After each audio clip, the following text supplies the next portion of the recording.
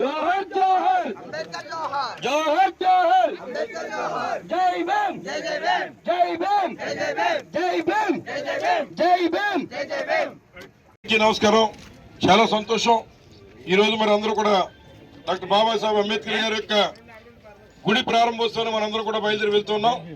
ముఖ్యంగా మీ అందరికీ ఒకటే విషయం తెలియజేస్తున్నా, మరి కేంద్ర ప్రభుత్వం ఏదైతే రామాలయం కట్టారో మనందరం చూస్తున్నాం. 22వ తారీఖు ప్రారంభమవుతోంది.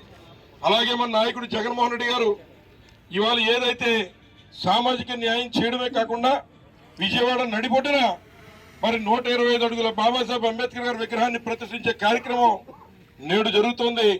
ఇది నిజంగా చరిత్రలో జగన్మోహన్ రెడ్డి గారు ముఖ్యమంత్రి అవడం ఒక ఇదైతే, దాన్ని మించి జగన్మోహన్ రెడ్డి గారి పేరు ఇవాళ చిరస్థాయిగా నిలుస్తుంది చరిత్రలో అని చెప్పి సందర్భంగా మీ అందరికీ మనవి చేస్తున్నాం.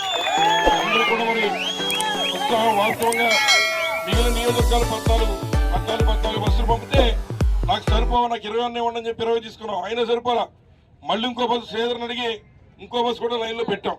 అంచేత ఇప్పుడు ఇక్కడ ఉన్నటువంటి వాళ్ళందరూ కూడా ఎవరి బస్సులో ఇది అయిపోయిన తర్వాత ఎవరి బస్సులో వాళ్ళు ఎక్కండి.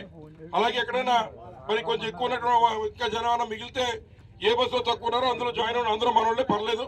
అందులో పాయింట్ ఆఫ్ కాంటాక్ట్ అని ప్రతి బస్సుకి ఇద్దరు ఇన్ఛార్జీలు పెట్టాం. ఆ ఇన్ఛార్జీలతో మీరు ఆ బస్సు ఎక్కిన మీరు నోట్ చేయించుకోండి. ఆ రకంగా మీరు మళ్ళీ వచ్చిన వాళ్ళు కూడా మీ అందరూ చూసుకుని వచ్చే విధంగా ఉంటుంది కనుక ఈ కార్యక్రమానికి విజయవంతంగా వెళ్ళి మళ్ళీ విజయవంతంగా మీ అందరూ రావాలని చెప్పి మరొకసారి మీ అందరినీ కోరుతూ, అలాగే ఇప్పుడు వెళ్తూ ముందు ఎవరు పట్టుకాలు వెళ్ళిపోవడం కాదు, ముందు దగ్గర గన్నవరం దగ్గర మళ్ళీ ఈ బిర్యానీ ప్యాకెట్స్ అయి పెట్టాం. అంటే ఆ ప్యాకెట్స్ తీసుకుని అక్కడి నుంచి వెళ్ళి కార్యక్రమాన్ని చూసుకుని మనం రావాలి. మళ్ళీ వచ్చేటప్పుడు మీ ప్రతి బస్సులో కాంటాక్ట్ ఎవరైతే ఉన్నారో వారికి కూడా కొంత పంపించాం. అదేంటంటే మళ్ళీ వచ్చిన తర్వాత ఒకవేళ రాత్రి అయితే మళ్ళీ ఇక్కడ భోజనాలు వేయించేసి ఏ బస్సులో ఆ బస్సులో ఎక్కడికడితే అక్కడ చేసి ఇంటికి వెళ్ళిపోయే విధంగా ప్రతి బస్సుకి అలా ఇచ్చేటువంటి కార్యక్రమం కూడా చేసాం.